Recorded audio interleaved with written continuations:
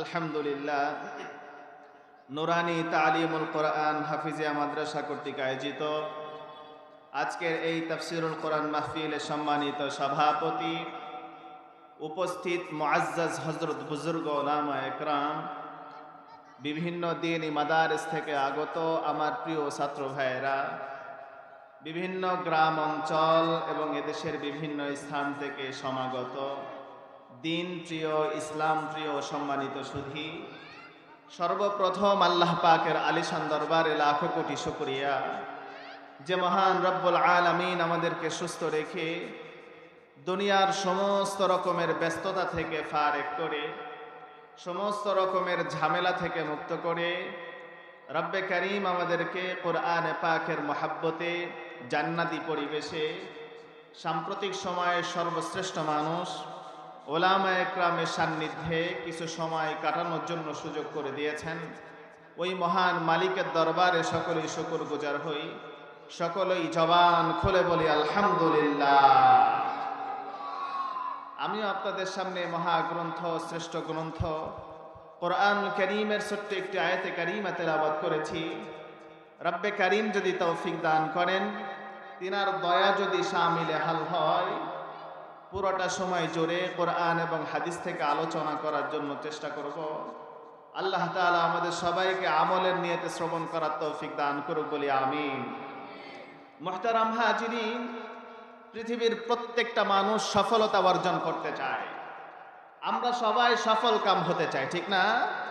কিন্তু মানুষ চাইলেই সফলতা অর্জন করতে পারে না, মানুষ চাইলেই কামিয়াব হতে পারে না। সফলতা দেওয়ার মালিক কে? আরো জোরে বলেন, সফলতা দেওয়ার মালিক কে? সফলতা দেওয়ার মালিক একমাত্র আল্লাহ। আমরা সবাই সফলতা অর্জন করতে চাই। একজন মানুষ দুনিয়ার মধ্যে তার জমিনের মধ্য থেকে সে যদি চায় আমি ফসল উৎপাদন করে আমি আমার ঘরে উঠাবো, সে যদি তার জমিনের মধ্যে বীজ বপন করে, সার ওষুধ দেয়, সুন্দর করে আগাছা পরিষ্কার করে, সে কিন্তু 4 মাস পরে তার জমিন থেকে ফসল ঘরে উঠাইতে পারবে, ঠিক কিনা? অপরদিকে আরেকজন মানুষ, সে যদি চিন্তা করে আমিও আমার জমিন থেকে ফসল আমার ঘরে উঠাবো, সে যদি জমিনের মধ্যে বীজ বপন না করে, সার ওষুধ ঠিক মতো না দেয়, সে যদি তার জমিনের মধ্য থেকে আগাছাগুলো পরিষ্কার না করে, আপনারাই বলেন সে কি তার জমিন থেকে ফসল ঘরে উঠাইতে পারবে? কিয়ামত পর্যন্ত সম্ভব হবে না।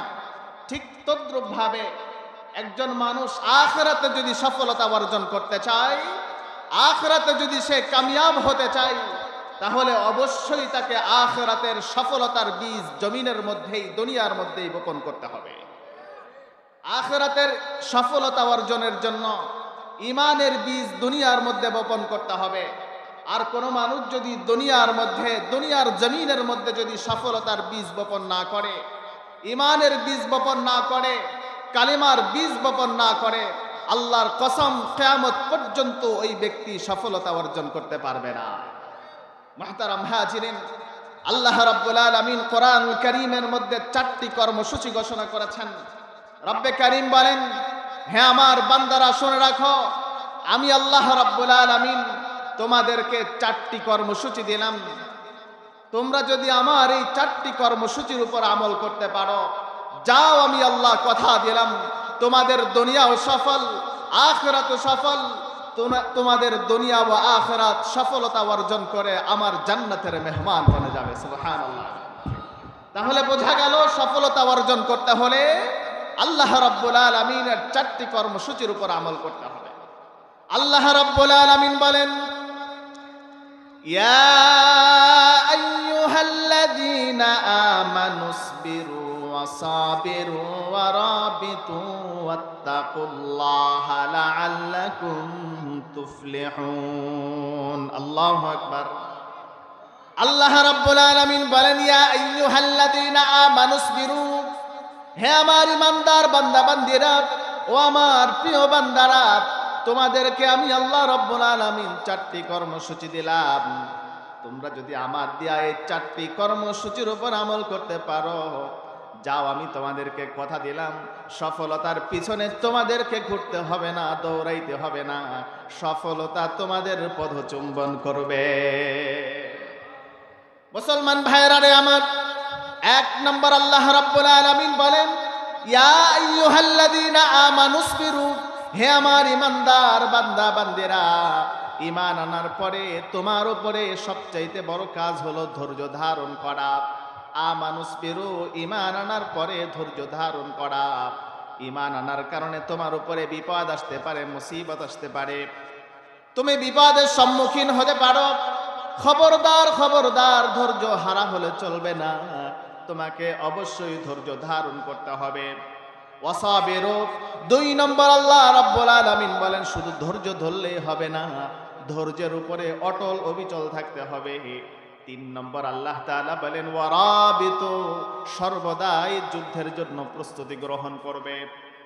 আমার জমিনের মধ্যে কোরআনের রাজ প্রতিষ্ঠা করবার জন্য, আল্লাহর হুকুম জমিনের মধ্যে প্রতিষ্ঠা করবার জন্য, আল্লাহর আইন আল্লাহর জমিনের মধ্যে প্রতিষ্ঠা করবার জন্য যদি যুদ্ধ করার প্রয়োজন হয়, সর্বদাই যুদ্ধের জন্য তুমি প্রস্তুত থাকবে। চার নম্বর আল্লাহ রাব্বুল আলামিন বলেন ওয়াত্তাকুল্লাহ, তোমরা সর্বদাই আমি আল্লাহ রাব্বুল আলামিনকে ভয় করো, মুত্তাকি হও।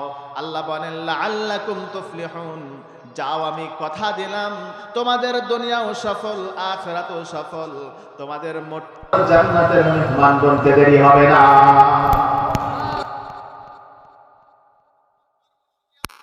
আল্লাহ বলেন আমানুসবিরু, ঈমানের পরে অবশ্যই তোমাকে ধৈর্য ধারণ করতে হবে। এই সবরকে মুফাসসিরিন ইকরাম তিনটি ভাগে বিভক্ত করেছেন। সবরুন আলাত তাআত, সবরুন আলাল মাআসি, সবরুন আলাল মাসায়েব। সবরুন আলাত তাআত এক নাম্বার। আপনারাই বলেন পৃথিবীর মানুষ ইতাআত করবে কার? পৃথিবীর প্রত্যেকটা মানুষ ইতাআত করবে, অনুসরণ করবে একমাত্র আল্লাহর। আল্লাহর গোলাম গোলামি করবে একমাত্র আল্লাহর। আল্লাহর গোলাম কখনো মানুষের গোলাম হতে পারে না। মুসলমান ভাইরা রে আমার, এই সবরুন আলাত তাআতের আরেকটি পরিভাষা হলো সবরুন আলাল ইবাদা, অর্থাৎ ইবাদতের মধ্যে সবর করা, ধৈর্য ধারণ করা, সবর করা। আপনি আমি সব সময় শুধু নামাজ পড়ব, রোজা রাখবো, এটা আল্লাহ রাব্বুল আলামিন বলেন নাই। সর্বদাই ইবাদতের কথা আল্লাহ রাব্বুল আলামিন বলেন নাই, বরং আল্লাহ রাব্বুল আলামিন কোরআনুল কারীমের মধ্যে বলেন আল্লাযী খালাকাল মাউতা ওয়াল হায়াতা লিয়াবলুয়াকুম আইয়ুকুম আহসানু আমালা। হে পৃথিবীর মানুষেরা, আল্লাযী খালাকাল মাউতা ওয়াল হায়াতা লিয়াবলুয়াকুম আইয়ুকুম আহসানু আমালা। আমি আল্লাহ রাব্বুল আলামিন তোমাদেরকে সৃষ্টি করেছি। আমি আল্লাহ তাআলা মানব সম্প্রদায়কে সৃষ্টি করলাম, জিন সম্প্রদায়কে সৃষ্টি করলাম। কেন সৃষ্টি করেছি? আইয়ুকুম আহসানু আমালা, আমি আল্লাহ জানতে চাই, দেখতে চাই তোমাদের মধ্য থেকে কার আমলটা কত বেশি সুন্দর। তাহলে বোঝা যায় শুধু আমল করার কথা আল্লাহ বলেন নাই, বরং রব্বে কারীম কোরআনের মধ্যে স্পষ্ট ভাষায় বলেছেন আইয়ুকুম আহসানু আমালা, সুন্দর আমলের কথা আল্লাহ রাব্বুল আলামিন কোরআনের মধ্যে নির্দেশ করলেন। আপনার আমার আমলগুলো যদি সুন্দর বানাইতে চাই, আপনার আমার আমলগুলো যদি সুন্দর আমরা বানাইতে চাই, তাহলে আপনার আমার আমল নামার মধ্যে এক নম্বরে লাগবে ইখলাস। ইখলাসবিহীন আমল আল্লাহর দরবারে গ্রহণযোগ্য হবে না। আল্লাহর পয়গম্বর বুখারী শরীফের হাদিসের মধ্যে এসেছে, নবীজি সাল্লাল্লাহু আলাইহি ওয়াসাল্লাম বলেন আখলিস দীনাকা ইয়াকফিকাল আমালুল কলিল, তোমার ঈমানকে সহি শুদ্ধ করো, তোমার নিয়ত খালেস করো। তোমার নিয়ত যদি পরিশুদ্ধ হয়, ভালো হয়, অল্প আমল করলেও আল্লাহ রাব্বুল আলামিন তোমার আমল, এই ছোট্ট আমল করার কারণে উহুদ পাহাড় সমপরিমাণ সওয়াব তোমার আমল নামার মধ্যে লিপিবদ্ধ করে দেয়। আর যদি নিয়ত খালেস না হয়, নিয়ত যদি পরিশুদ্ধ না থাকে, উহুদ পাহাড় সমপরিমাণ যদি আমল করো, আল্লাহ রাব্বুল আলামিন তোমার আমল নামার মধ্যে খুরমা খেজুর সমপরিমাণ সওয়াব দিবেন না। তাহলে বোঝা যায় নিয়ত যদি আমরা খালেস করতে পারি তাহলে ওই ইবাদত আল্লাহ তাআলা কবুল করবেন। আর নিয়তের মধ্যে যদি পরিশুদ্ধ না থাকে, নিয়তের মধ্যে যদি গরমিল থাকে, ওই ইবাদত আল্লাহ রাব্বুল আলামিন কবুল করবেন না।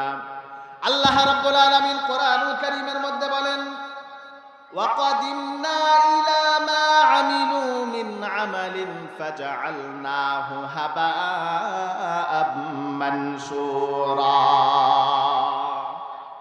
আল্লাহ রাব্বুল আলামিন বলেন, দুনিয়ার মধ্যে তোমাদের আমলনামাগুলো যদি সুন্দর না হয়, তোমাদের আমলের মধ্যে যদি নিয়তের পরিশুদ্ধতা না থাকে, আমি আল্লাহ সন্তুষ্টি অর্জনের জন্য যদি তোমরা ইবাদত না করে থাকো, মানুষ দেখানোর জন্য যদি ইবাদত করে থাকো, কিয়ামতের ময়দানে তোমাদের ওই আমলগুলোকে হাবাআম মানসুরে পরিণত করে দেওয়া হবে।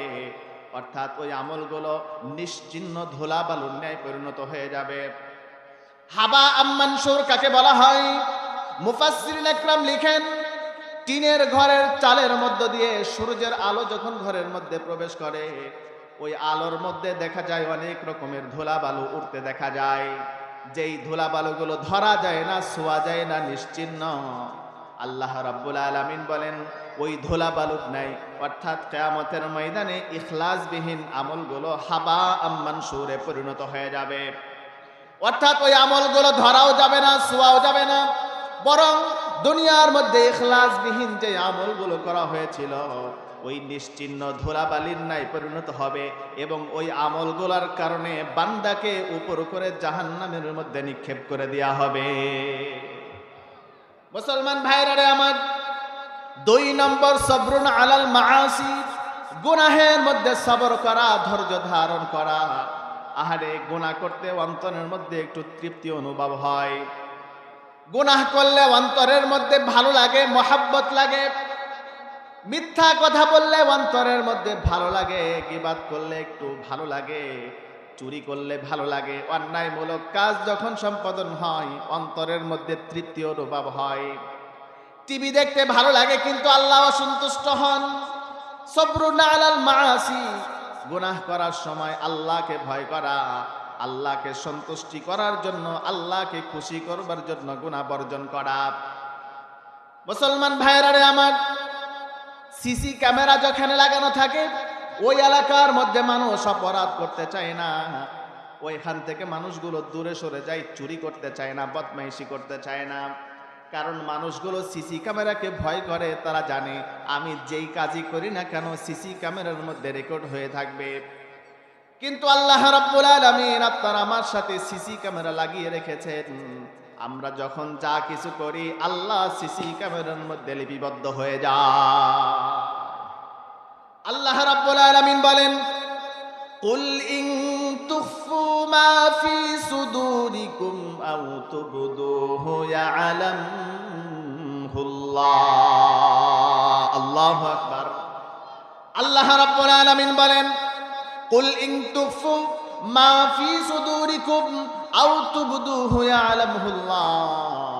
বান্দারা রে, তোমরা যখন যা কিছু করো কোন বিষয় আমি আল্লাহ রাব্বুল আলামিনের কাছে লুকায়িত নয়।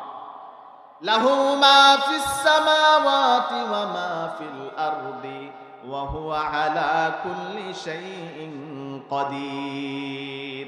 সমস্ত বিষয়ের উপরে আমি আল্লাহর অধিক শক্তি রয়েছে, সবকিছুই আমি আল্লাহ জানি, সবকিছুই আমি আল্লাহ দেখি, কোন বিষয় আমি আল্লাহ তাআলার কাছে লুকায়িত নয়।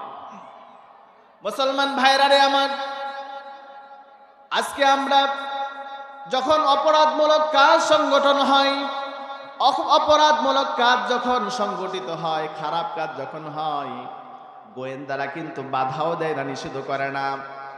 গোয়েন্দারা কিন্তু নিষেধ করে না, বাধাও দেয় না, কিন্তু তথ্য সংগ্রহ করে উপর মহল পর্যন্ত পৌঁছে দেয়, হেডকোয়ার্টার পর্যন্ত পৌঁছে দেয়।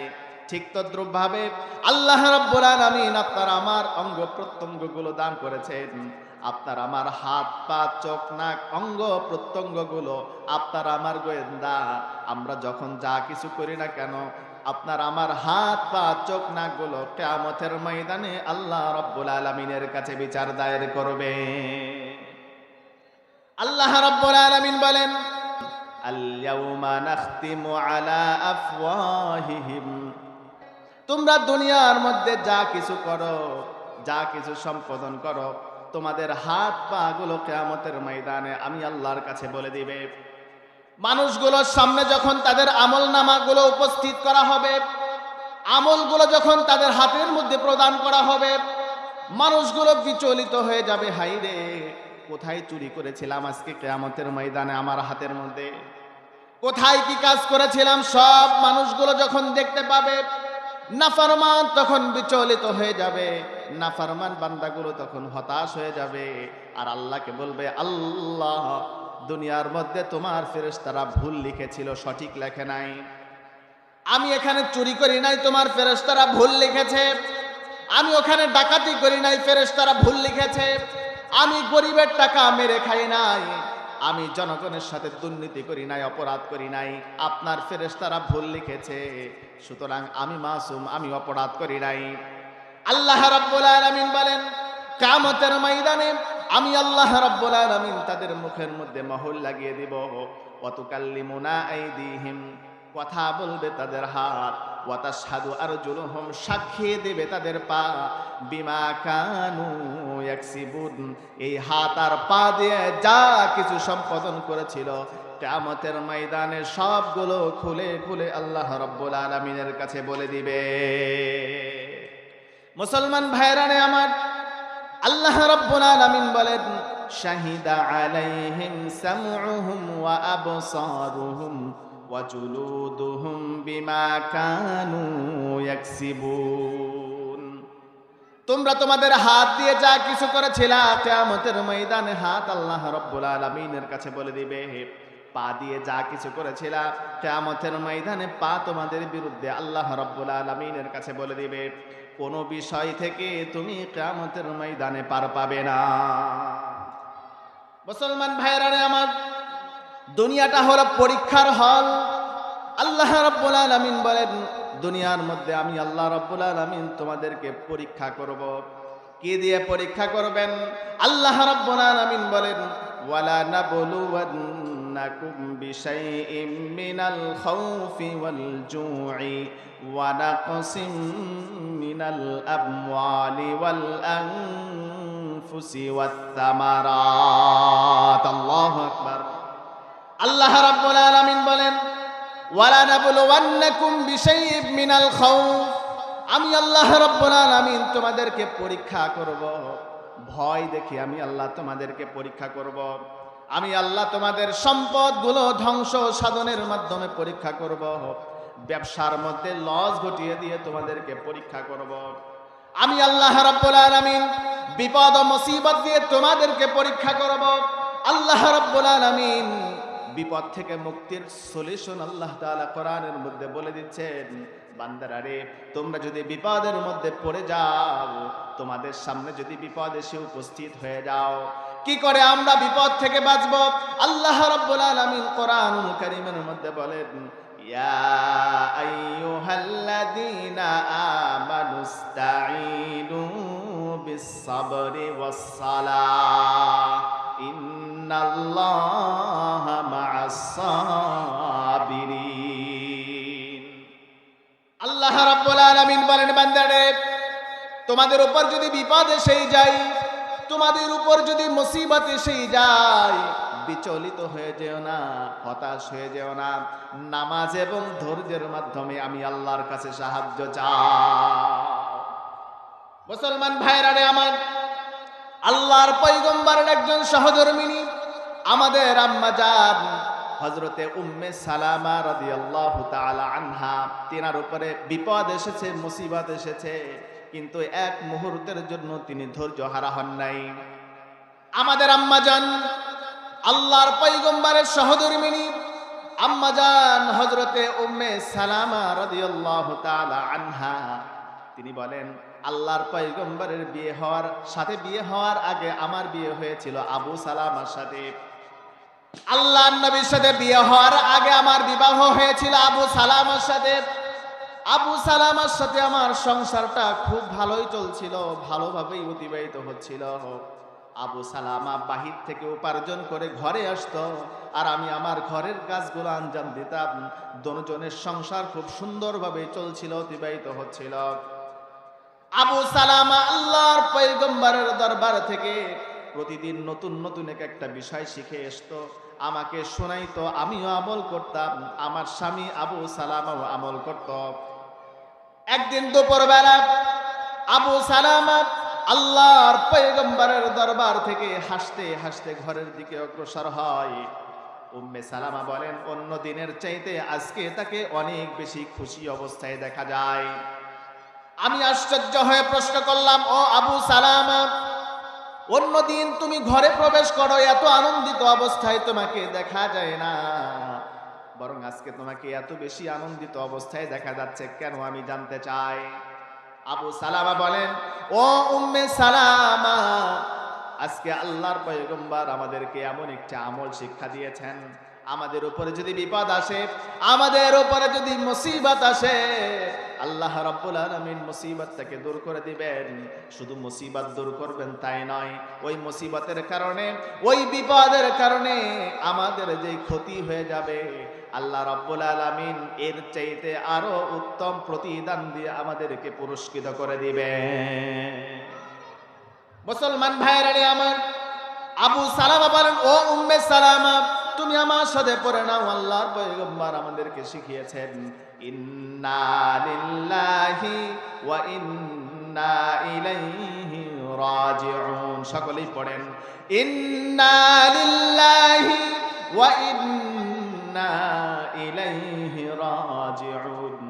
আল্লাহুম্মা আজিরনি ফি মুসিবাতি ওয়া আখলুফনি খায়রুম মিনহা। আল্লাহু আকবার।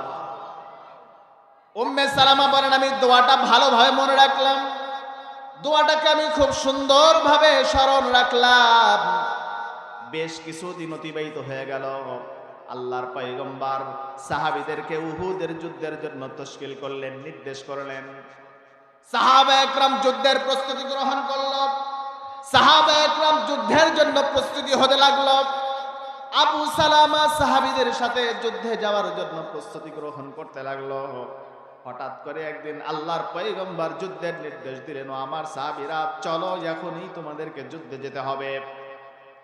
উম্মে সালামা বলেন, আমার স্বামী আবু সালামা সাহাবীদের সাথে রাসূলের দলবদ্ধ হয়ে যুদ্ধের দিকে অগ্রসর হইল, যুদ্ধে চলে গেল। বেশ কিছুদিন অতিবাহিত হয়ে যায়। একজন মহিলা আমাকে এসে সংবাদ দেয়, ও উম্মে সালামা, তোমার স্বামী আবু সালামা যুদ্ধের ময়দানে শাহাদাত বরণ করেছে। তোমার স্বামী আবু সালামা যুদ্ধের ময়দানে শহীদ হয়ে গিয়েছে। উম্মে সালামা বলেন, আমি হতাশ হয়ে যায় নাই, বিচলিত হয়ে যায় নাই। পয়গম্বরের শিখিয়ে দিয়া ওই আমলটার উপরে পাবন্দির সাথে আমল করতে লাগলাম। পরিপূর্ণ ইখলাসের সাথে, বিশ্বাসের সাথে আমি আল্লাহ রাব্বুল আলামিনের উপরে ইয়াকিন রেখে আমল করা শুরু করে দিলাম। বেশ কিছুদিন অতিবাহিত হয়ে যায়। আমি স্বামী হারা একজন বিধবা নারী, আমার অনেক কষ্ট হচ্ছিল। আমি আমার দুইটা ছোট্ট শিশুদেরকে নিয়ে অনেক কষ্টে আমার জীবন চালাইতেছিলাম, অনেক কষ্টে আমার জীবন অতিবাহিত হচ্ছিল। আমার এই খবর সাহাবীদের মধ্যে জানাজানি হয়ে যায়। এক পর্যায়ে আল্লাহর পয়গম্বরের কান পর্যন্ত আমার এই কষ্টের কথা পৌঁছে যায়। আল্লাহর পয়গম্বর একদিন দুপুরবেলা আমার ঘরের দিকে অগ্রসর হচ্ছেন। আমি আল্লাহর পয়গম্বরের বসার ব্যবস্থা করলাম। আল্লাহর পয়গম্বর আমার পাশে বসে আমার সমস্ত কষ্টের কথাগুলো তিনি শুনে নিলেন, সমস্ত ব্যথার কথাগুলো তিনি শুনলেন, জানলেন। একটা পর্যায়ে আল্লাহর পয়গম্বর আমাকে জানিয়ে দিলেন, ও উম্মে সালামা, আমি আল্লাহর পয়গম্বর মুহাম্মদুর রাসূলুল্লাহ তোমাকে বিয়ে করতে চাই। উম্মে সালামা রাজি হয়ে গেলেন। আল্লাহর পয়গম্বরের সাথে তার বিয়ে হয়ে যায়। উম্মে সালামা বলেন, আমি পরে চিন্তা করতেছিলাম, আমি এই আমলটার উপরে পাবন্দির সাথে আমল করার কারণে আল্লাহ রাব্বুল আলামিন আমাকে বিপদ থেকে রক্ষা করেছেন। শুধু রক্ষা করেছেন তাই নয়, এই ক্ষতি, যেই স্বামী হারানোর যে ক্ষতি আমার হয়ে গিয়েছিল, আল্লাহ তাআলা আমার কিসমতে এমন একজন মানুষ জুটিয়ে দিয়েছেন, যার মতো মানুষ আসমানের নিচে জমিনের উপরে দ্বিতীয় আর কেউ হতে পারে না। মুসলমান ভাইরা আমার, তাহলে বোঝা যায় বিপদ যখন আসবে আল্লাহ রাব্বুল আলামিনের কর্মসূচি হলো খবরদার, ধৈর্য হারা হলে চলবে না। ওয়াসাবিরু, ধৈর্যের উপরে অটল অবিচল থাকবে।